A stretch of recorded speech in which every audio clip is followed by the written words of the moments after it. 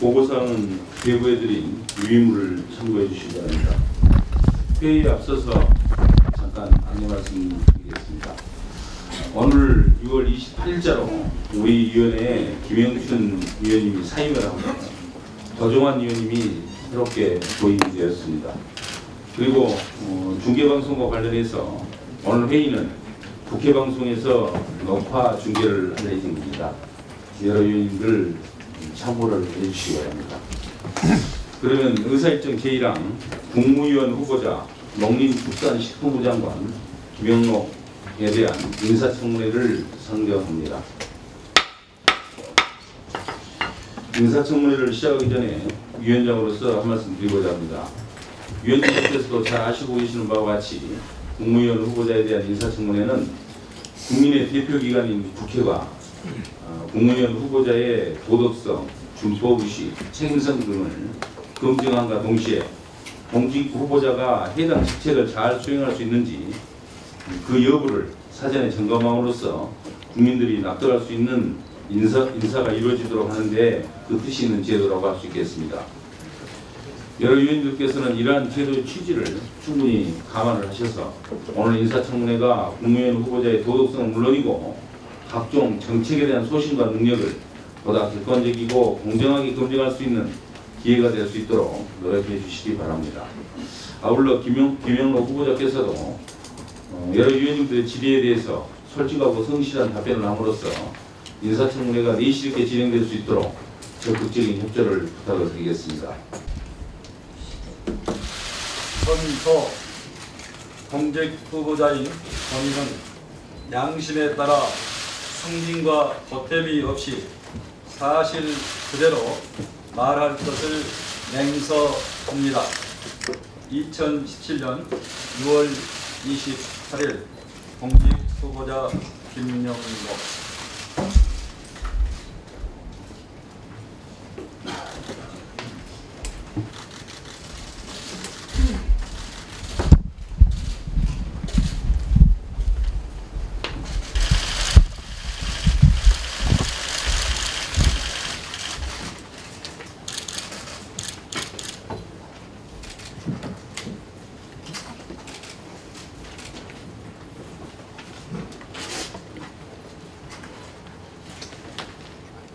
네, 그럼 이어서 인사청문회 임하는 김영록 후보자의 모두 발언을 듣도록 하겠습니다.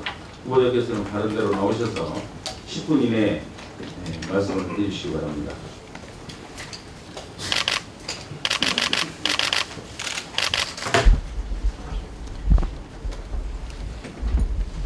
존경하는 이계호 위원장님, 그리고 농림축산식품 해양수산위원회 위원님 여러분, 농림축산식품부 장관 후보자 김영록입니다.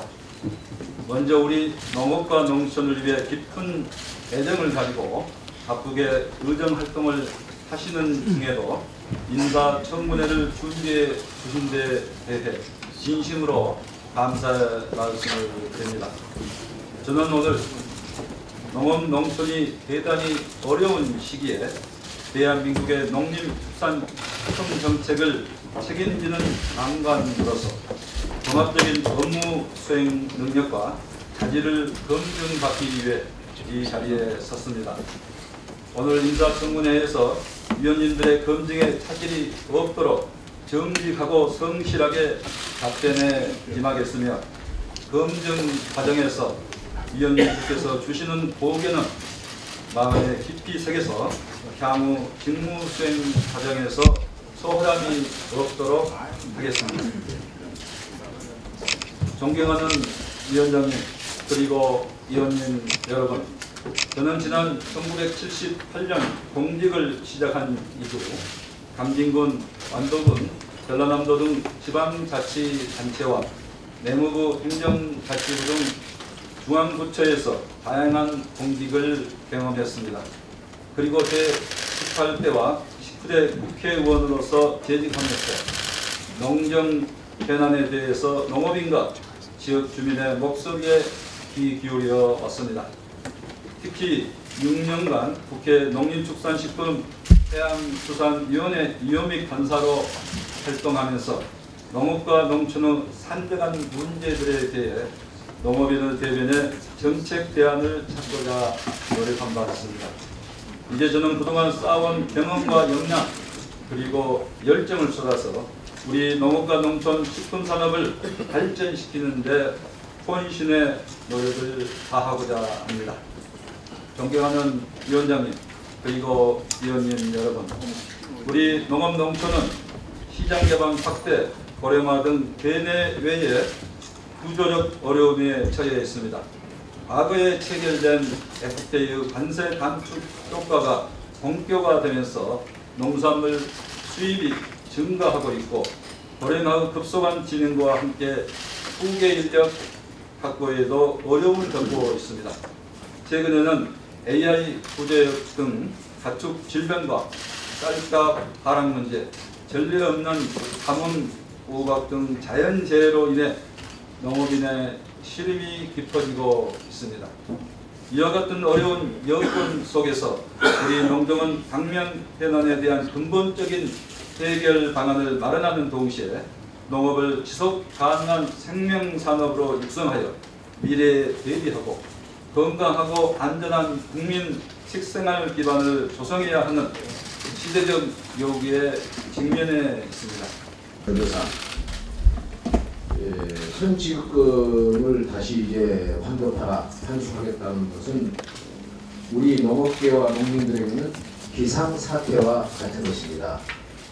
우리 문 대통령의 발언이 계속됩니다. 선지급금을 환급하라고 할 것이 아니라 오히려 특단의 해결 대책을 강구해야 합니다.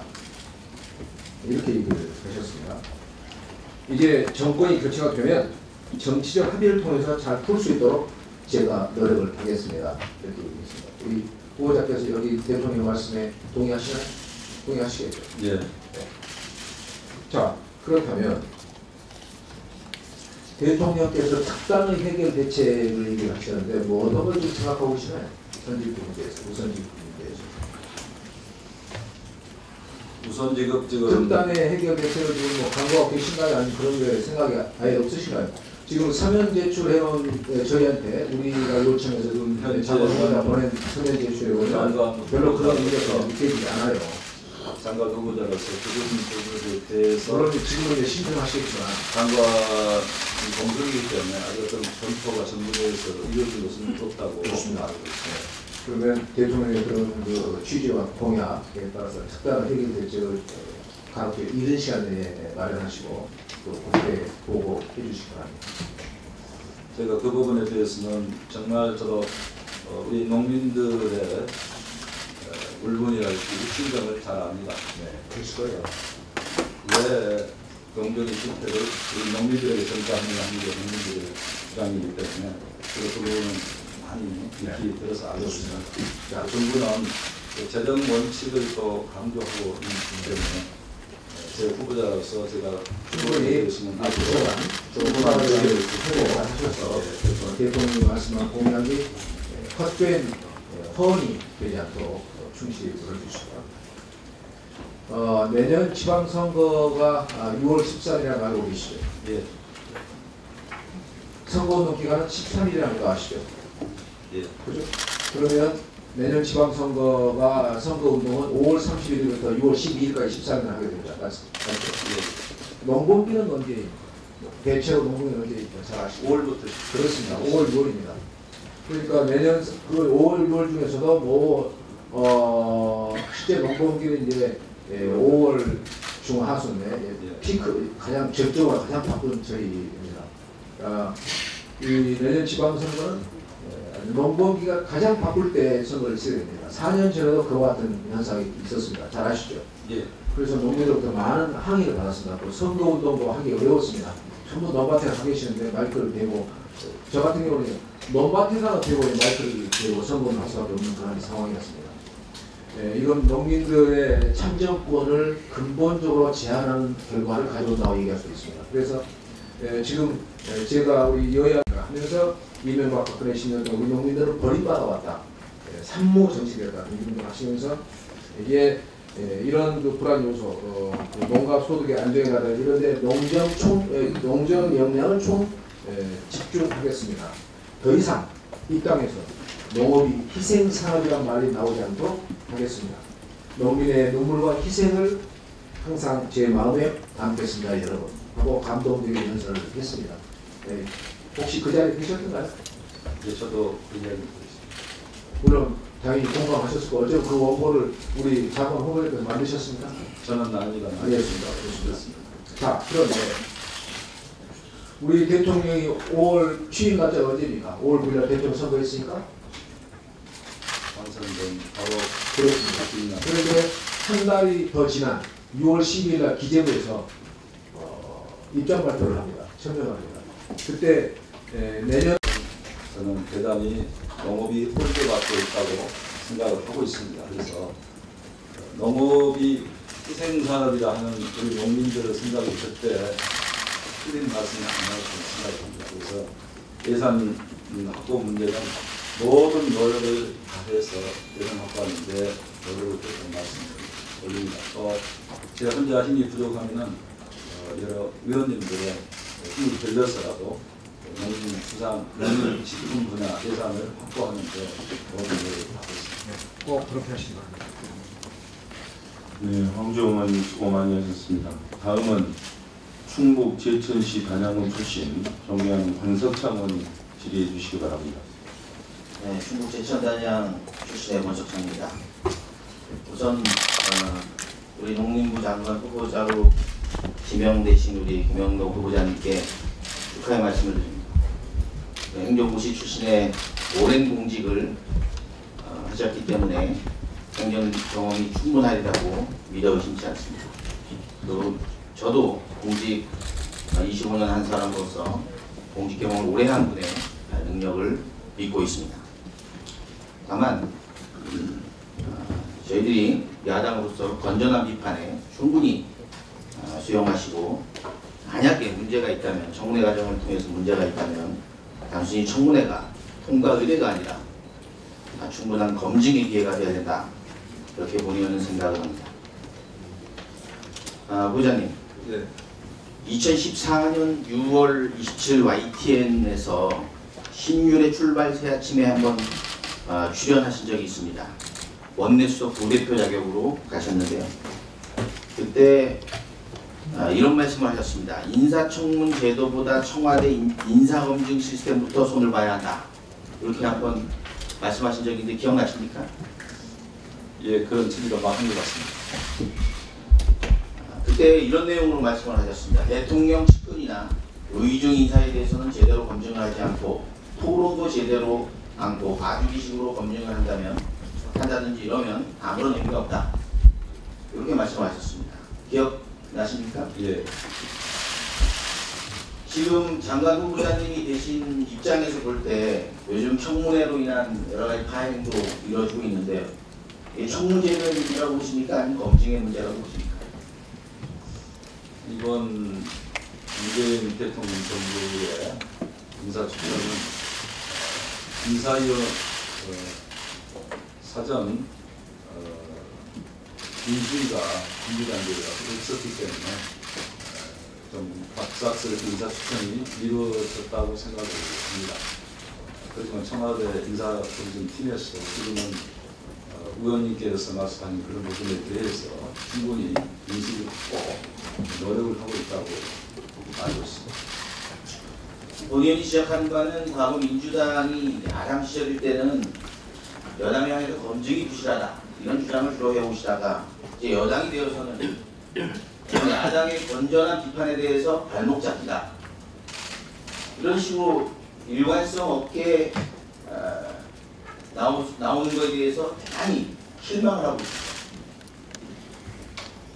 우리 자유한국당에서는 건전한 비판을 통해서 이것을 발목 잡기가 아니고 좀 많은 의혹들이 국민들로부터 언론으로부터 제기가 되고 있는 그 부분에 대해서 열심히 청문을 하고 있는 것이고 심지어는 야당이 되었음에도 불구하고 청문제도 개선 소위를 만들어서 청문제도 개선하자 이렇게 진일보된 입장을 보이는 그런 당입니다. 그런데 민주당은 지금까지 여당 될 줄 몰라서 그랬는지 그런 태도를 보이지 않았다. 저는 이렇게 생각을 합니다. 그리고 대한 생각은 어떠십니까? 여야가 이제 이렇게 이제 뭐 바뀌고 이런 상황이 됩니다만은 저는 여야 간에 좀 균형 잡힌 시각이 필요하다 이렇게 생각하고 있습니다. 네, 후보자님께서는 야당의 건전한 비판과 견제와 균형에 대해서 충분히 인식하고 있는 것으로 제가 파악을 하고 다음 질의를 하겠습니다. 한 가지만 더 드리겠습니다. 그 당시 인터뷰에서 조금 이런 질문을 좀 하셨습니다. 누군가는 책임을 져야 한다. 그 당시 인사검증 문제에 있어서 당시 청와대 비서실장도 그 책임에서 제외할 수 없다. 이런 말씀도 하셨습니다. 지금도 마찬가지 생각이십니까? 그러한 기간은 제가 오래됐습니다만 상황에 따라서 소식도에 따랐습니다. 인사검증이 명백히 잘못된 것이 문제 입증이 된다면 그 입증은 우리 야당 의원들에서만 되는 것이 아니고 국민과 언론에 의해서 다 소상히 밝혀지게 되면 누군가는 책임을 져야 된다. 본의원은 그렇게 생각을 합니다. 다음 질의 이어가겠습니다. 우리 장관 후보자께서는 우리 홈페이지에 이런 글을 하나 올리셨습니다. 이명록 장관 후보 선거 앞두고 돌려막기식 출판기념회 이거에 대한 해명 이렇게 올렸습니다. 알고 계십니까? 오늘 아침에 이야기를 들었습니다. 우리 인사청문회법 15조 2에 보면은 국가기관은 공직 후보자에게 인사청문회에 관한 최소한의 행정적 지원을 할 수 있다라고 되어 있습니다. 지금 이렇게 홈페이지에 아직 장관님이 되시지도 않았는데 후보자로서 이런 공식적인 농림부의 홈페이지에 해명을 올리는 것이 적합하다고 보십니까? 국민적인 관심을 가질 수 있는 사안이기 때문에 농식품부에서 아마 그렇게 올린 것 같습니다만 제가 아직 거기가 그 문제에 대해서 적합성 여부까지는 따지고 있습니다. 본인이 보기에는 아직까지는 후보자 사무실 입장에서 내는 것은 괜찮지만 그 홈페이지에 넣는 것은 좀 옳지 않다. 저는 이렇게 보고 있습니다. 앞으로 이런 부분에 대해서 한번 검토해 보시고 몇 세시만 주의하겠습니다.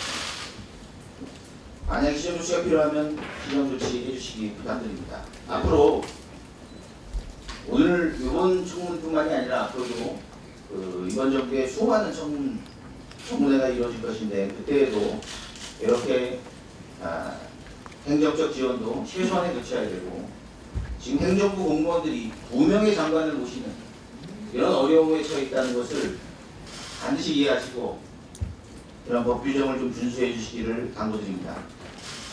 예, 그렇게 하겠습니다. 최근에 우리 치킨 프랜차이즈 문제 기억하시죠? 예. AI를 핑계로 한 것인지 모르겠는데 치킨값이 2만 원 치킨짜리가 나타나서 불매운동이 시작되고 있는 거 알고 계십니까? 예, 뉴스에서 나온 거 저도 잘 알고 있습니다.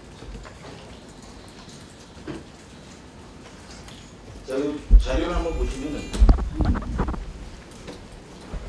이 생닭 가격에서 대략 1,500원에서 1,600원짜리 생닭이 치킨이 18,000원에 이르는 이런 구조를 보이고 있습니다. 지금 이 치킨 가격이 2만 원 가까이 올라가는 것에 대해서는 농식품부의 식품 정책의 일환이라고 저는 보고 있는데 장관님 어떻게 생각하십니까? 유통관계에서는 공정위가 소관 의무긴 합니다만 전체적으로 봤을 때는 우리 농식품도 크게 깊은 관심을 가져야 할 문제라고 생각을 합니다. 식품 정책을 총괄하면서도 동시에 가장 중요한 것은 양계 농가의 소득에 대해서 관심을 가지셔야 된다. 양계 농가가 약 1,500원에서 1,600원에 납품을 하고요. 도계 농가가 한 2,500원 정도 납품을 하는데 중간 거래 과정을 통해서 18,000원에 이르고 있습니다. 물론 중간중간 마진 전혀 인정하지 않는 거 아닌데 중요한 거는 우리 농림부는 양계 농가의 소득에 훨씬 더 관심을 많이 가져야 된다. 아무도 농민을 보호하는 목소리가 없다면 이거는 누가 농민들의 소득 보전을 책임지겠습니까? 저는 농림부 장관님이 이 많은 유통 단계에 있어서 유통 구조를 개선하고 이 부분에 대해서 반드시 정책 대안을 제시해야 된다 이렇게 보고 있습니다. 장관님 견해 좀 부탁드립니다. 존경하는 분석장 의원님께서 말씀하신 부분에 대해서는 저도 꼭 그렇게 하겠다는 말씀을 드리면서 앞으로 이 생산 단계, 유통 단계마다 가격 공시를 하는 방안을 적극 검토하겠습니다. 네, 권석창 의원님 수고 많이 하셨습니다. 이어서 경기도 안산시 상록을 출신 김철민 의원님 질의해 주시기 바랍니다. 네, 먼저 18대, 19대 우리에서 6년간의 농림해양수산위에서 활동을 했기에 아마 300만 농민들께서는 아마 어떠한 때로도 본인들의 생계에 대해서 그런 기대가 클 것으로 생각하고 있습니다. 기대에 얼마게끔 훌륭한 정책 그리고 적극적인 농경 정책을 펼쳐나가실 것을 기대하고 부탁드리겠습니다. 30년에 가까운 공직경 그리고 2차례의 국회의원직 그리고 농해수 위원으로서의 활약들을 되돌아볼 때 이번 정부 인사 중에서 아주 잘된 인사가 아닌가 하는 여러분들이 많이 있는 것 같습니다. 앞으로 우리 농정, 회생, 농업 발전에 큰 기여의 길을 기대하면서 몇 가지 질문을 드리겠습니다. 지금 어떻게 보면 김용록 후보자님은 좀 마음이 착잡하실 것 같아요. 지금까지 농정이 잘 되어 왔으면 그 인계를 받아서 좀 의욕 있게 해볼 건데 지난 박근혜 정부 5년 동안 농정은 악화됐습니다. 농민들 더 소득도 떨어지고 쌀값은 바닥을 걷어갔습니다. 농업에 희망이 없다는 소리까지 나오고 있는 이런 현실에서 농업 회생에 대한 여러 가지 지금 아까 후보도 말씀을 해주셨는데 질문드리겠습니다. 기본적으로 지난 5년 동안의 농정 실패의 근본 원인이 제 핵심적인 원인이 뭐라고 생각합니까? 진단이 분명해야 정확해야 처방이 나올 거 아닙니까? 그래서 그 문제에 대해서 다시 한번 듣고 싶습니다. 제가 볼 때는 우리 농민들하고 소통이 좀 부족했다고 보고요. 정책 결정 과정에 우리 농민들의 바람이 충분히 반영되지 못한 점이 있다 생각합니다. 지금 농업 예산에 대해서 계속 지적들이 여러 의원님들이 있었습니다. 전체 예산 중에 차지한 비중이 점점 줄어들고 있습니다. 내년도 예산은 박근혜 정부 말년에 짜놓은 예산을 그대로 답습을 했다고 보는데 이 문제에 대해서는 어떻게 대처하실 생각이십니까? 지금 기획재정부에서 내년 때 예산 실리면 오히려 마이너스로 이렇게 배정한 부분은 대단히 잘못됐다 저는 생각을 합니다. 그래서 그 부분에 대해서는 우리 농식품부에서 예산 제출은 9% 이상 증가한 예산 요구를 했다고 제가 듣고 있습니다. 그래서 그 부분에 대해서 우리 농식품부의 의견들이 사업들이 반영될 수 있도록 모든 노력을 다하겠습니다. 다 하겠다는 이야기만 하실 게 아니고 어떤 좀 계획을 가지고 계십니까? 지금 살짝 시기도 좀 늦었지 않습니까? 그런 부분에 대해서는 지금 새 정부에서 예산을 제대로 편성을 할 시간이 없었기 때문에 새 정부에서 다시 예산에 대해서는 논의가 충분한 논의가 다시 있어야 된다고 생각하고 있을 걸로 생각합니다. 그래서 기획재정부 편성 과정에서 우리 농민들의 의견, 동교하는 김한정 의원님의 그 의견 따라서 결심하도록 하겠습니다.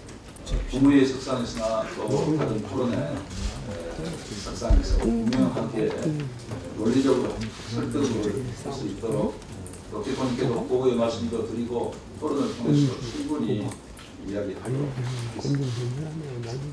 박근혜 정부의 농정 실패는 3종 세트였습니다. 하나는 뭐냐면 예산 감소. 농업 말로만 농업 중시한 해놓고 예산은 4년 동안 내리막기했습니다. 농업 소득 계속 감소했습니다. 그리고 무엇보다 더 중요한 공약 파기, 무시, 불이행이었습니다. 이걸 답습해서는 안 될 거 아니겠습니까? 아까 저 예산 문제나 농어소득 부분에서는 의지를 밝혀주신 만큼 지금 대선 공약 중에 앞으로 이 실천을 해나가셔야 될 건데 새 정부의 초대 노무현 장관으로서 박 문재인 대통령의 농업 관련 가장 핵심 공약들에 대해서 몇 가지 소개해 주시고 쌀 생산 조정제 말씀을 하셨어요. 또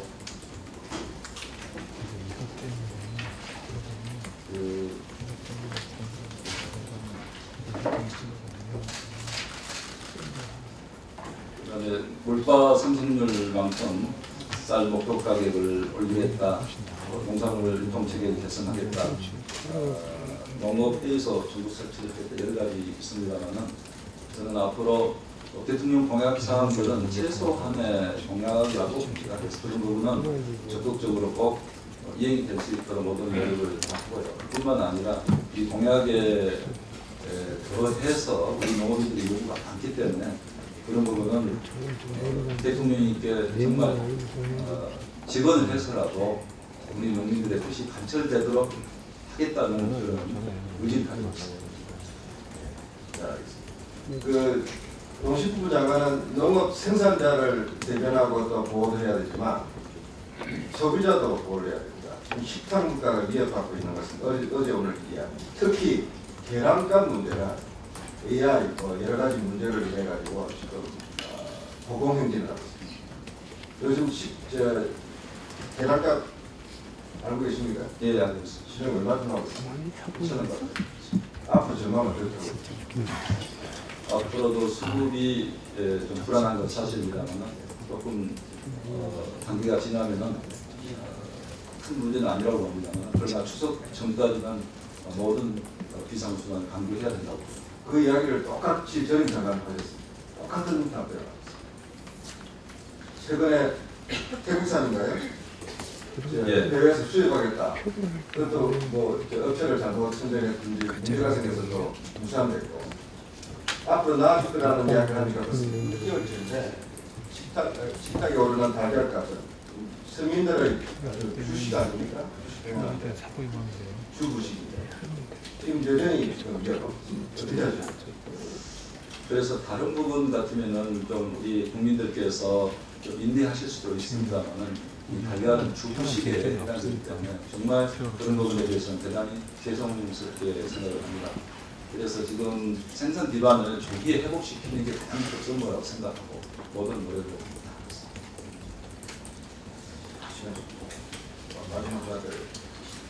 지금 작년에 우리가 농해수에서 노력을 해서 동물보호법 대폭 개정을 했습니다. 특히 강아지 사육 허가제로 돌렸고 또 학대 행위에 대해서 처벌을 강화하는 등 여러 가지 노력을 기울이고 있는 걸 알고 계시죠? 예. 차제 동물보호법을 동물복지법으로 법 취지에 맞게끔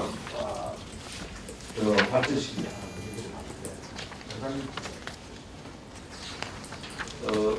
의원님께서 말씀하신 부분에 대해서는 우리 발전 방향으로 생각을 하고 노력을 하겠습니다. 네, 김한주 의원님 수고하셨습니다. 이어서 전북 김제시 도항군 출신 전북 김종희 의원님 질의해 주시기 바랍니다. 먼저 장관님 수고자에 지명해주신 것을 축하드립니다.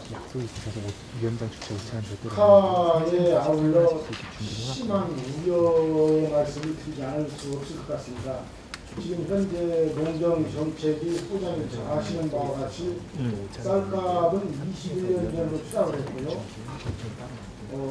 어윤량은 44년 전의 어윤량으로 급감했습니다. 아울러 축산농가 입장에서 보면 약 1조의 예산이 탕진되면서도 그 10마리조차 잡을 수 없는 AI가 재창궐하고 있습니다. 이런 상황에서 농업의 수단으로 인정해주신 것에 대해서 축하 겸 우려의 말씀을 드릴 수밖에 없겠는데요. 우리 농업이 근본적으로 이렇게 된 이유는 여러 가지가 있겠습니다만 가장 큰 문제를 무엇이라고 보십니까? 후보자께서. 여러 가지 현안들이 반복적으로 일어나고 있습니다만 거기에 따르는 대처를 미리미리 좀 정부 정책으로 선제적으로 하지 못한 그런 점이 여러 가지 문제점들을 증폭시키는 요인이 있지 않았나. 네, 여러 가지 있겠습니다만 저는 이 부분을 이렇게 생각합니다. 첫째, 행정 책임자가 정확한 나갈 방향에 지나침이 설정되지 않았다고 생각합니다. 이 말씀은 곧 농민들은 나의 처자와 같은 사람으로서 장관이 되면 규제가 아니라 농민의 입장에 서서 농민을 위해서 일할 수 있는 권력이 생겼기 때문에 의지를 가지고 농민 편에서 일을 해야 한다는 이런 적극적 의지가 사실 부족했다고 봅니다. 아울러 그렇기 때문에 그런 결과가 나타나는 부분이 첫째 예산 배정의 문제입니다. 우리 농업이 차지하는 비중이 전체 GDP 부분이 어느 정도 되는지 아시죠? 예. 어느 정도 있습니까? 2.7. 아니 6% 정도 됩니다. 우리 농업이. 예. 그런데 거기에서 우리 예산 배정은 어느 정도 됩니까? 예산 배정이 3.6%. 그러죠. 그러면은 농림부의 수장들이 과거 역대 수장들이 농림부 입장에 있어서 일을 제대로 하지 못했다는 것이 명백히 드러나고 있습니다. 각 부처의 수장들은 자기 부처를 위해서 일할 수밖에 없는 것입니다. 그런데 기존의 역대 수장들은 자기 밥그릇조차도 챙기지 못했다고 여기에 엄연히 기재되어 있는 것입니다. 이런 일을 우리 새로 김영룡 후보자께서 임명이 되면 다시 재판돼서는 안 된다고 생각하는데 어떻게 생각하십니까? 우리 예산의 문제는 제가 생각하기에는 기획재정부의 권한이 굉장히 큽니다. 그래서 그때 농식품부 장관이 그런 부분에 대해서 역할이 한계가 있었다고 생각합니다. 그래서 저 또한 국민의 의지. 예일 수가 없다고 보기 때문에 확실한 의지가 정말 필요하지 않을까. 그렇습니다. 각오를 다지고 있습니다. 확실한 각오와 의지가 있어야 합니다. 네, 그렇게 생각합니다. 특히 농업 부분은 아시다시피 국가의 생명줄이며 민족의 근간입니다. 무엇과 비교할 수 없는 것이 우리 농업정책인데 이 농업정책을 그저 효율과 경쟁분만 가지고 생각을 하기 때문에 이러한 결과가 도래됐다고 봅니다. 그래서 다시 이런 일이 재판되지 않도록 적극적 의지를 가지고 규제가 아닌 농민 편에 서서 농민을 위해서 일을 해야 하겠다는 단단한 각오가 먼저 선행돼야만 한다는 것이 제가 간곡히 당부드린 말씀이고요. 그 결과 후보자께서도 아시다시피 농민의 참사이라고 하는 것이 이루 말할 수 없습니다. 어느 정도냐? 예산 배정이 적기 때문에 그렇습니다. 우리 농민들 하위 20%의 농민들은 약 622만 원의 소득을 창출하고 있습니다. 그런데 도시 하위 20%의 근로자는 비교할 수 없을 정도입니다. 2,288만 원입니다. 그런데 실제 도시 하위 근로자 20% 적은 건 사실인데 우리 농민 하위 20%에 비할 바가 안 되는 것입니다. 그런데 이 부분에 대해서 누구도 책임지고 나서는 분이 없다는 것이 농정정책의 현실이라는 것입니다. 후보자님께 묻겠습니다. 농민이 노동자입니까? 자영업자입니까? 농민은 농민입니다. 농민이지. 농민은 생명산업을 직접 책임지고 있는 농민이라고 저는 생각합니다. 좋습니다. 표현 절대 방법이 노동자는 아닙니다. 네, 표현 방법이 뭐라고 해도 좋습니다. 그러나 농민은 국가의 법 테두리 안에서 보호받아야 합니까? 보호받을 필요가 없습니까? 농업의 공익적 기능을 강조할 때 그 부분은 아무리 강조해도 정말 부정함이 없다고 생각하고 저는 농업의 공익적 기능이 헌법에 명시가 돼야 된다. 그리고 국민적 공감을 얻어서 우리 농민 보호에 적극 나서는 게 정부의 책임이라고 생각합니다. 좋습니다. 꼭 그것을 관철시키기를 그릇 당부드리고요. 이 농민들도 최저임금제 하에서 최저임금제의 보장은 받아야 된다고 생각합니다. 후보자께서는 어떻게 생각하십니까? 그에 준해서 예. 농민 소득이 보장될 수 있도록 하겠다는 취지로 제가 운영하겠습니다. 맞습니다. 어쨌건 하위 20% 622만 원이라 하는 것은 어불성설입니다. 말만 농민에 대해서 농정정책 이별 갈도록 부르짖고 있습니다만 실제에서의 개선점을 전혀 찾아볼 수가 없고 지금까지 농정은 농민들을 우롱하는 정책이었다 해도 과언이 아닙니다. 이번에 다시 후보자께서 장관으로 임명되신다고 하면은 적극적 의지 이것이 가장 중요합니다. 그래서 우리 실학의 대가인 하산 정약용 선생님께서는 408권의 여의당 전설을 저술하시면서 가장 중요한 농민정책을 3농정책이라고 했습니다. 첫째, 후농, 농민에게도 소득이 증대되는 이러한 정책이 국가에서 만들어져야 한다. 둘째, 상농, 농민의 지위가 상승되어야 한다. 셋째, 편농입니다. 농사 질 수 있는 여건을 국가가 편리하도록 만들어줘야 한다. 이러한 삼농정책이 408권의 여의당 전서에 가장 중요한 대목으로 나오고 있습니다. 이러한 부분을 말뿐이 아닌 우리 농민의 수장으로서 이러한 부분을 수행해 주셔서 농민들이 최저 생계비액을 도달하지 못하는 이러한 참상, 열악한 상황에 처하지 않도록 장관께서의 마음가짐 이것이 가장 중요합니다. 아까도 거듭 말씀드린 바와 같이 농자는 천하의 대본입니다. 우리는 의식주가 초체예요. 일단 먹어야 살 수 있습니다. 이러한 가장 중요한 정책에 있어서 우리가 GDP 차지하는 6% 비중도 제대로 우리 목을 차지하지 못하고 3.6%만 배정받는다는 것은 이것은 역대 농림부 장관들의 무능이 여실히 드러나는 결과입니다. 이러한 절차를 밟지 않고 조금 더 우리 농민들에게 실제적 도움이 되는 최저 생활에서는 벗어날 수 있게 해주는 농업정책, 이러한 농업정책이 이루어져야지 결코 농민은 신자유주의 정책인 경쟁과 효율로 가서는 안 됩니다. 철저히 보호주의 정책으로 간다고 본 의원은 생각하는데 후보자는 어떻게 생각하십니까? 우리 의원님께서 말씀하신 대로 농업은 보호가 반드시 돼야 됩니다. 다른 산업하고 달라서 국가의 귀한 공익적 기능이 크기 때문에 반드시 보호가 돼야 된다고 생각합니다. 그래서 예산 분야도 포션이 꼭 늘어나지 않으면 안 된다고 저도 많이 주장을 해왔습니다만 지금 장관 후보자로서 이 자리에 서고 보니까 정말 책임이 무겁고 앞으로 이런 문제 저도 주장했던 것들을 지켜야 되겠다는 그런 무거운 책임감이 많이 났습니다. 감사합니다. 후보자님의 오늘 말씀하신 부분이 꼭 관철되어서 농민들에게 조금이라도 도움되는 이런 추앙받는 역사에 남는 장관이 되기를 당부 말씀드리겠습니다. 감사합니다.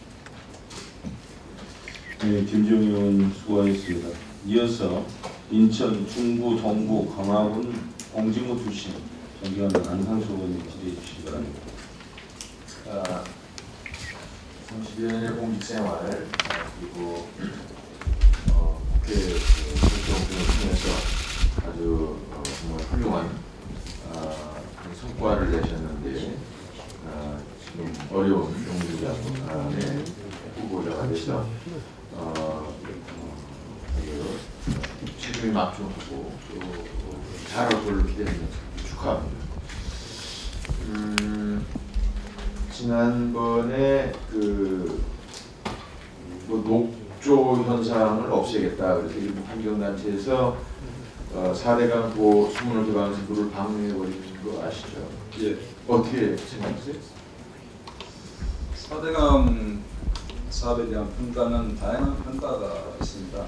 저는 4대강 사업에 대해서 당초 할 때 제가 농촌 출신이기 때문에 저는 13조 정도의 예산 투입을 하면은 이 하천 정비를 할 수 있다 이렇게 생각했습니다만 그 이상의 투자가 이루어진 부분에 대해서 여러 평가가 있습니다. 그래서 방금 말씀하신 녹조 부분에 대해서는 환경적인 측면에서 문제 제기가 많이 있는 것으로 알고 있고 그런 부분에 어떤 조치가 더 따라야 되지 않나 이렇게 생각합니다. 다만 지금 이제 그 인과관계가 불확실한 것을 가지고 지금 농민들은 물 한 방울이 아쉽고 농민이 속하는 그런 입장. 오늘 대변하는 입장에서 보면 어떻게 또 보셔야 될까요? 절대 그 물 한 방울을 소중합니다. 그래서 그런 부분이 우리 농업용수 확보에는 결코 문제를 일으켜서는 안 되는 방향으로 돼야 된다. 저는 이렇게 생각합니다. 저 지도를 보시면 저게 우리 강화입니다. 강화가 이게 400평방킬로미터니까 서울의 3분의 2가 되는데요. 여기가 이제 고려시대 때 30만이 살았다는 데니까 그 몽진해가지고요. 몽고 시대, 몽고 침략 당시에 굉장히 광활한 농지가 이제 있는데 여기 이제 한 몇 년 정도 여기가 가뭄이 이제 돼 있단 말이죠. 그래서 제가 여기 김포에서부터 이렇게 해가지고 요 끝까지 여기 끝까지 우리 농림부에서 정말 잘해주셔가지고 요 끝에까지 저수지에 물이 지금 들어오도록 했는데 한강물이 거의 100km를 지나서 이제 가게 했거든요. 보면 이게 바로 2년 전에 그러니까 3년 전이죠. 3년 전에 했던 것이 지금 이렇습니다. 얼마나 시원하죠? 비는 그렇게 많이 오지 않았죠. 그래서 물론 이 예산이 이제 한 500억 정도 들어가기도 있고 제가 애가 농림부하고 많이 고민하고 협의하고 또 중앙정부로 소집을 시켜서 그리고 정작 중요한 게 지금은 저기 임시관료를 통해서 들어가는 것이고 올해서부터 이제 본 예산이 투입되기 시작하고 있습니다. 제가 드리고자 하는 말씀은 우리가 이제 한강이라든지 사대가 잘 정비가 되어 있습니다. 그러면 이것을 어떻게 하든지 우리가 이런 가뭄, 우리가 물 부족 국가로 되어 있고 가뭄이 이제 상시적이라고 하지 않습니까? 전문가들도. 그러니까 이런 것을 어떻게든 지원하려고 또 저런 반 같은 것을 잘 배치해서 보게 되면은 그야말로 가뭄 걱정 없이 지낼 수 있는데 이런 부분에 대해서 적극적으로 해달라 이런 취지고 엊그제도 또 이 농어촌의 정승 사장도 또 와가지고 한번 작동하는 것을 다시 한번 확인하고 왔습니다만 적극적으로 이런 일을 해달라 이런 말씀입니다. 존경하는 안상수 의원님께서 강화 고려 저수지 사진을 보여주셨습니다만 저 사진을 봐도 정말 큰 일을 하셨다는 생각이 듭니다. 그래서 이제 항구적인 기수 관료 설치 문제가 남으셨다고 하는데 그런 부분은 차질 없이 되도록 하고요. 지금 현재 물 문제로 심각한 가뭄을 겪고 있는 경기랄지 충남도 저런 사업이 기수 관료 사업이 지금 필요한 실정으로 제가 듣고 있습니다. 그래서 그런 문제에 대해서 앞으로 수계별로 종합적인 정비 대책을 세워서 차근차근 대책을 근본적인 대책을 마련해야 된다고. 네, 그렇습니다. 전국적으로 이거를 지금 농민들이 다 하고 있는 거 가지고 우선수조사를 해서 우선순위 정해가지고 투자가 돼야 되고 다만 이제 예산당 콘서트를 시킬 때 문제가 지금 쌀 과잉 생산 때문에 문제가 되는데 이런 그 인프라 개선에 이건 이제 증산에 관한 예산인데 이것을 어떻게 조정을 할 것이냐가 잘 논의 정리가 돼야 될 것 같아요. 그래서 지금 농지 축소 문제라든지 감산 문제에 대해서 주요 정책이 혹시 어떤 게 있으실까요? 감산 생산 조정기를 앞으로 하겠다 지금 그렇게만 하고 있습니다. 그렇습니다. 그래서 이거를 제가 보기엔 그런 정도가 아니라 좀 더 좀 설득력 있는 게 있어야 되는데 제가 사실 작년에 남부 칩합기념회를 해서 일자리 대통령을 해가지고 농지를 산업시설로 바꾸는 것을 제안했습니다. 1억 평 정도 농지를 특화산업 이런 대개 부품 제조라든지 이런 일자리 창출이 많은 산업지로 배우면 좋겠다는 취지로 제안을 해놨다는 한번 참고하시고요. 그래서 우리가 가뭄에 대한 대책은 대책대로 인프라를 잘 해서 대처를 하고 그다음에 농지 조정 문제 등 감산에 대해서 또 특단의 이런 대책을 가지고 정부를 설득을 시켜서 해야 된다 이런 말씀을 드립니다. 지난번에 해수부 장관 그때 청문회 때 본인의 주장은 한번 GDP의 한 10% 정도 시대를 열어가겠다 이런 목표를 모두에 발표해서는 상당히 좋은 그런 제안자를 좋아하는데 혹시 그런 것을 우리 농림부에서 지금 논의되고 있나요? 지금 현재 6%인데 앞으로 몇 년 후에 GDP 몇 프로 정도 들어오겠다. 뭐 이런 계획 같은 게 있나요? 제가 이제 거기까지는 확인을 못했습니다만 앞으로 특히 식품 산업을 많이 육성하면은 일자리가 대폭 늘어날 수 있다. 그래서 육자 산업을 중심으로 또 식품 산업을 중심으로 일자리를 많이 늘려서 고용인을 대폭 늘려나가는 게 저희들의 또 중요한 업무의 축이라고 생각합니다.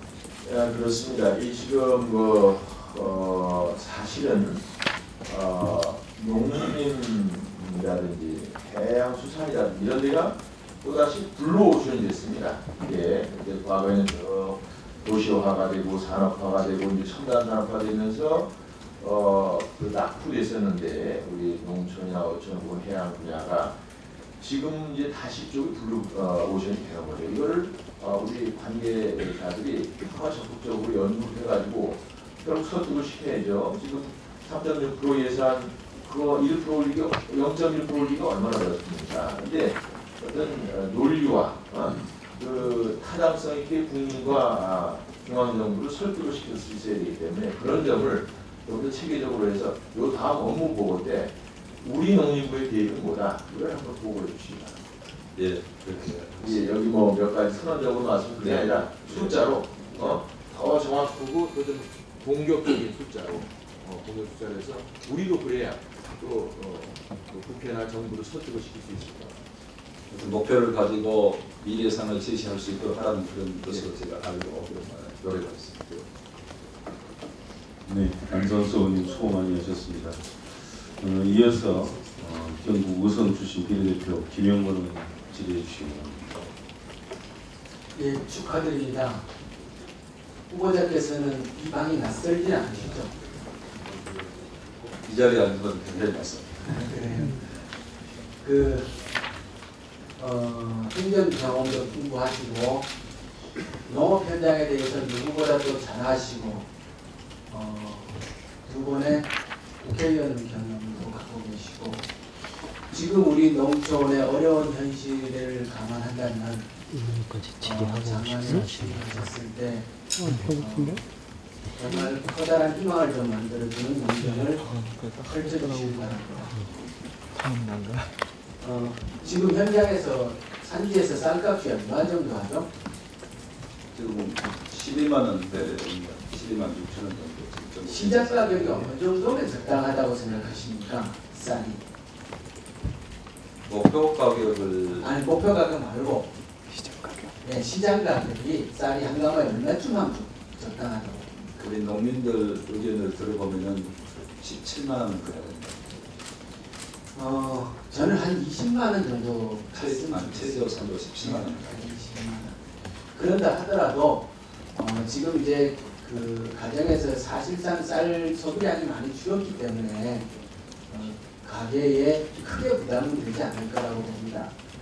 장관 재임 기간에 쌀의 시장 가격을 어느 정도까지 끌어올려 보겠다 이런 계획이 있으십니까? 지금 내년도 물가 상승률을 반영한 목표 가격을 새로 설정해야 되기 때문에 시장 가격. 제가 말씀드리겠습니다. 그래서 그 목표 가격 하에서도 변동 직불금이 이렇게 농장에 주름살을 줘서는 안 된다고 봅니다. 그래서 그 주름살을 주지 않으려면 결국은 18만 원대 이상은 가야 되지 않거든요. 이게 논리적인 설명이죠. 그 쌀값 회복을 위해서 쌀 생산 조정제 도입에 관한 의지는 분명하게 밝히셨고 내년도에 5만 헥타르를 추진할 계획을 현재 갖고 있는 거죠. 예. 향후 생산 조정제 면적은 어느 정도까지 확대할 계획을 갖고 있습니까? 지금 내년 5만 헥타, 네. 내후년에 10만 헥타 이렇게 하고 있습니다만은 그 정도면 어느 정도 효과가 있지 않겠느냐. 특히 이제 재고가 또 문제인데 재고 처리를 이제 사용으로 돌린다든지 잘 하고 시장 경제를 확실히 하면은 10만 톤 정도, 10만 헥타 정도 하면은 우선 10만 헥타 정도를 꾸준하게 나타나려고 생각하고 있습니다만 그 관계는 더 면밀한 앞으로 주의를 하겠습니다. 예, 2011년도가 언제냐면 쌀 관세화로 전환할 때는 말이에요. 그때 농림부에서 관세화로 전환하면서 쌀 산업 발전 5개년 계획이라고 발표를 했어요. 이 계획에 보면은 쌀 수확 단계의 수급 안전 대책으로서 시장에서 쌀 가격의 이상 징후가 나타날 때는 자동적 시장 경리를 제도화하겠다라고 정부 정책으로 이걸 발표를 했어요. 그런데 이게 실행을 안 했거든요. 이 부분에 대해서 자동적 시장 경리제를 도입할 의사는 없으십니까? 정부에서 약속한 건데. 이제 저는 우리 김현정 의원님 말씀에 취지에 동감합니다. 다만 자동적 시장 격리 조치가 시장하고 적절할지는 평가를 해봐야 된다고 생각하기 때문에 잘 평가를 해서 오히려 더 선제적인 조치, 더 강력한 조치가 필요하다고 생각될 때도 있다고 보기 때문에 이 자동시장 격리 제도는 최소한의 제도라고 저는 생각합니다. 예, 긍정적으로 이렇게 평가하시는 걸로 이해하겠습니다. 당장 쌀 문제는 매우 중요하지만 또 하나 굉장히 중요한 문제가 가축 질병에 대한 방역, 특히 AI 매우 심각한 문제인데요. 그 백신이 현재 이제 논란이 되는데 지금 전 세계적으로 그 AI에 대해서 백신 제도를 쓰고 있는 나라가 어느 나라입니까? 제가 정확히 파악을 못했습니다만 미국 같은 경우는 쓰지 않는다고, 그렇죠. 일본 같은 경우는 쓰지 않는다고 알고 있습니다. 일반적으로 방역 선진국에서는 그 가금류에 대한 백신 제도를 쓰지 않습니다. 쓰고 있는 나라는 베트남, 중국 이런 정도에 한정되는데 이 나라의 공통적인 특징이 그로 인해서인지 모르지만 그 인체 감염 현상이 나타난다는 거죠. 그러니까 AI는 그 인플루엔자가 굉장히 숫자가 많고 이 변이가 활발하게 일어나기 때문에 백신 정책을 썼을 때 방역의 효과보다는 오히려 의도하지 않았던 인체 감염 현상이 나타난다는 게 지금 우려인데요. 이 부분에 대해서 잘 이렇게 염두에 두셔서 정책 판단을 좀 해주시기 바랍니다. 예, 저도 그 의도하지 않는 인체 감염 문제가 가장 중요한 핵심 문제점이라고 생각을 합니다. 그래서 그 부분에 대해서 확신이 없는 상황에서 백신 도입하는 것은 신중하게 생각을 해야 될 점이기 때문에 그 부분에 대해서는 관계 전문가 의견을 듣고 충분히 또 의원님들의 고견도 듣고 이렇게 해서 결정을 할 문제라고 생각합니다. 지금 농림부에서 넣는 그 AI 대책 중에 100마리 미만의 농가에 대해서는 지방자치단체에서 판단해서 살처분하고 이렇게 농가가 폐업을 하도록 하는 그런 조치가 있잖아요, 그죠? 예. 근데 제가 작년에 덴마크 방역 선진국이라는 덴마크에 가서 덴마크는 그 수의검역청이라고 따로 분리되어 있더라고요. 그때 가서 이제 본 자료를 조금 보여드리겠습니다. 페이지는 이게 이제 덴마크 지도인데 저기 이제 빨간 점으로 표시되어 있는 것이 조루 인플루엔자가 검출되었던 양성으로 나타났던 지역입니다. 그러니까 덴마크 전역에서 조루 인플루엔자 양성 현상이 굉장히 광범하게 나타났던 거죠. 다음 페이지 넘겨주십시오. 그리고 저건 이제 덴마크의 농장의 지도입니다. 농장은 굉장히 밀집해 있었고, 자 다음 페이지요. 이거 뭐냐 그러면 덴마크에서 그 농장에 대한 AI 검사를 해가지고 그걸 관리하는 표입니다. 맨 앞에 이제 파란 데 있는 거는 농장마다 저렇게 코드 번호가 다 부여돼 가지고 일일이 관리를 하고 있었고 1번만 더 주십시오. 그리고 저기 보면 놀라운 것이 그러니까 농장에서 한 마리, 두 마리 뭐 저렇게 아주 소규모 그러니까 저거는 이제 뒤뜰에서 키우는 가금류 뭐 암탉, 거위, 오리 이런 종류인데 그것도 거의 그 산업용이 아니라 그냥 취미로 키우는 건데 그런 농장에 대해서도 그 AI 검사를 일일이 다 하고 농장을 코드 번호까지 줘가지고 치밀하게 관리를 하고 있었더란 거예요. 이렇게 해서 AI 방역을 이루어내는데 우리 농림부는 너무나 쉽게 백수 미만은 그냥 살처분해서 없애버리겠다라는 정책으로 지금 얘기를 하거든요. 이거 어떻게 생각하십니까? 저는 이게 굉장히 이게 너무 편의주의적인 방역 대책이라는 생각을 하는데 앞으로 저도 그 우리 김영권 의원님께서 말씀하신 부분에 대해서는 저도 공감을 합니다. 그런데 지금 판매 목적으로 사용하는 10평방미터 미만 소규모 농장도 등록해서 그 방역 의무를 부과해서 할 수 있도록 하겠다는 정부 방침으로 알고 있습니다. 이제 방침인 거죠, 아직. 예, 알겠습니다. 김인권은 수고했습니다. 이어서 충남 천안시를 존경하는 박완주 의원 질의해 주시기 바랍니다. 박완주 의원까지만 질의를 오전에 하시도록 하고요. 이만희 의원은 오후에 질의하겠습니다. 네, 충남 천안을 개발합니다. 먼저 우리 김영록 국무위원 후보자 축하의 말씀드리고요. 앞서서 존경하는 동료 의원님들이 많은 말씀드렸지만 몇 가지 정책적 부분에 대해서 여쭤보도록 하겠습니다. 먼저 농정 중에 제가 보기엔 제가 1년 짧은 1년 농민이 활동을 하면서 반복된 현상들이 있더라고요. 여기 장관 후보자도 지적했듯이 쌀값, 동물 가축 질병, 그리고 가뭄, 이게 이제 해마다 반복된 현상들인데 이게 획기적으로 바뀌지 않으면 이게 뭐 정부가 바뀌어도 매 똑같다라는 질타를 받을 수밖에 없어서 여쭤봤습니다. 먼저 가뭄에 대해서 제가 자료를 보니까요, 80년도부터 99년까지 20년 동안 가뭄은 6회 정도 있었고요. 2000년부터 2010년까지 6회. 그런데 2011년부터 올해까지도 6회입니다. 그러니까 가뭄은 이제 천재지변이긴 한데 일상화된 현상이다. 이렇게 보고 대책을 세우셔야 됩니다. 그런데 최근 3년 가뭄 대책을 보면 국비만 대략 한 1728억, 적지 않은 돈이 투자가 됐습니다. 주로 이제 관종 뚫고 이런 부분인데 올해도 마찬가지로 대략 지방비까지 합치면 역시 한 1700. 근데 해마다 이렇게 1000억대 넘게 하는데도 가뭄 현상들은 극복이 안 됩니다. 그래서 존경하는 우리 안상수 의원께서도 말씀드렸듯이 이제 관종 뚫고 보 막고 하는 거는 뭐 기본적으로 하시되 물을 좀 효율적으로 쓰는 방안으로 좀 인식 전환할 필요가 있다.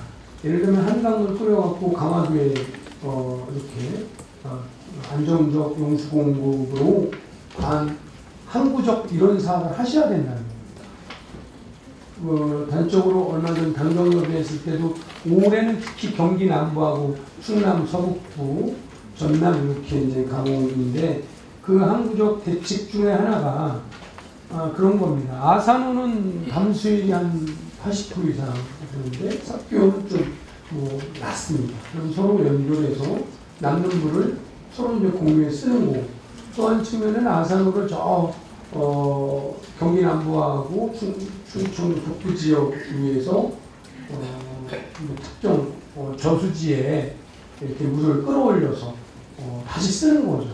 쓰고 그게 다시 또 아산호에 물이 결국은 흘러서 또 담수가 되는 이런 식으로 좀 지역마다 좀 항구적 대책이 필요하다라고 생각합니다. 현재 경기 화성에서 그렇게 하고 있고요.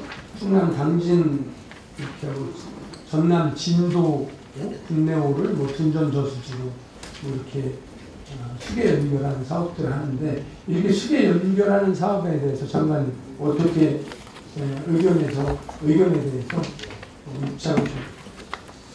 네, 존경하는 박완주 의원님께서 지적하신 부분이 가장 타당한 방법이라고 생각합니다. 물론 기본적인 사안은 또 해가야 되겠지만 근본적인 물 부족 문제 해결하기 위해서는 수계별로 방금 말씀하신 그런 물 관리 공급 체계를 다시 수립해야 되고 거기에 따르는 예산이 과감히 투입이 돼야 된다고 생각합니다. 그렇습니다. 이게 이제 해마다 가뭄 대책하는 관정 뚫고 이런 거는 필요해서 하더라도 큰 틀에서 이번 정부에서는 지역별로 그런 수계 연계 사업들을 어떻게 할 건지 그런 5개년 사업을 저는 만들어 주셨으면 좋겠다는 생각이요. 좀 전에 우리 동료 의원님께서 지적했지만 이제 쌀값 문제잖아요. 뭐 이건 하도 뭐 모두가 하는데 몇 가지 그래서 그 중에 하나가 쌀 생산 조정제 내년에 5만 헥타르 그러니까 한 1헥타르에 5톤이니까 25만 톤 정도는 줄일 수 있는데 다만 이게 작년에 우리 여야 의원님이 모두 합심해서 900억 확보하려고 하는 기재부 입장은 어떤가요? 내년에 한 1,500억 정도 반영하시려고 하는 것 같은데. 기재부는 기존에는 좀 소극적이기도 합니다만 제가 볼 때 앞으로 다른 어떤 대안이 사실상 없다고 봅니다. 그래서 기재부도 다만 기재부에서는 예전에 이 제도 도입에 대해서 실패 원인을 근거로 삼고 있는데요. 다량이 농 같은 데다가 뭐 전환시키니까 잘 안 된 거죠. 대형 그러니까 갈척지, 저희 지역 충남에서 이런 데에서 확보를 해서 쌀 생산 조정 대체 종목 쉽게 하고 이런 부분에 대해서 좀 면밀히 제안을 하셔야 될 겁니다. 제가 1년 지켜본 우리 죄송하지만 농림부 공직자 여러분 노력은 하지만 기재부를 설득할 수 있는 논리를 새로운 장관님하고 세우셔야 됩니다. 옛날 거 오래된 네코도 자꾸 틀어봐야 기재부 또 넘기 어렵습니다. 그래서 실제로 그 생산했으면 콩이든 뭐든 생산했으면 이게 국내 판매가 되게 해줘야 되잖아요. 뭐 조사료만 할 게 아니고 다 조사료를 5만 헥타르, 10만 헥타르 다 심을 수는 없잖아요. 그럼 품목별로 어떻게 판로를 해줄 것인지를 꼼꼼하게 수립을 해야 기재부를 넘죠. 그냥 해갖고는 저는 안 될 거예요. 그렇게 해주시겠습니까? 예, 우리 의원님 말씀 유념해서 하겠습니다. 그 다음에 이 문제 좀 심각한데요. 사실은 민원이기도 하지만 예를 들어 지금 무허가 가축사 적법화 사업을 시작을 했잖아요. 2010년 알고 계시죠? 예. 그래서 시행을 15년도 3월 24일부터 법은 14년 4월 24일 가축분뇨의 관리 및 이용에 관한 법률이 개정됐는데 3년간 설치 허가 및 폐쇄용의 유예를 줬는지 이제 드디어 18년 3월 24일이 되면 1단계 적법화를 했어야 되는데 안 된 축산이 몇 개인지 아시죠? 예, 지금 추진 진도가 대단히 낮습니다. 6.3%. 이거는 정책은 세워놓고 모두가 방기한 겁니다. 솔직히 말씀드리면 1분만. 정부도 이 부분에 대해서 좀 방치하고 그걸 또 지자재 탓만 할 수는 없고 또 우리 축산업에 계신 분들도 이 부분에 대해서 열심히 안 하신 면도 있는데 다만 정부에서 규칙사항이 약간 있더라고요. 15년 3월 24일 시행했는데 매뉴얼은 15년 11월 24일 약 8개월 후 이제 나오는 거예요. 그만큼 이제 현장에 계신 분들은 어떻게 해야 되는지 기다렸던 측면도 있고요. 그 다음에 최종적으로 17년 5월에 환경부 유권 해석에 의해서 면적에 대한 조정도 좀 이루어져 갖고 많이 또 어쨌든 뭐 2단계 사업, 2단계 사업은 1년 뒤까지니까요. 그 다음에 3단계 사업은 뭐 24년까지 좀 평수가 적은 건 이렇게 되어 있는데 어쨌든 현장에서는 저는 해야 되는데 당장 13,622개에 대해서 내년도 3월 24일까지는 쉽지 않은 것 같아요. 그럼 모두가 이제 불법자가 되는 거거든요. 그래서 이 부분에 대해서 정부 입장은 원칙적 유예기간을 보수하겠다라고 하는데 이게 6%밖에 진행 안 되는데 나머지를 그렇다고 다 불법자를 만들 수는 없지 않습니까? 그래서 일정 저는 1년 정도는 더 유예를 해줘야 된다고 봅니다. 그리고 그것까지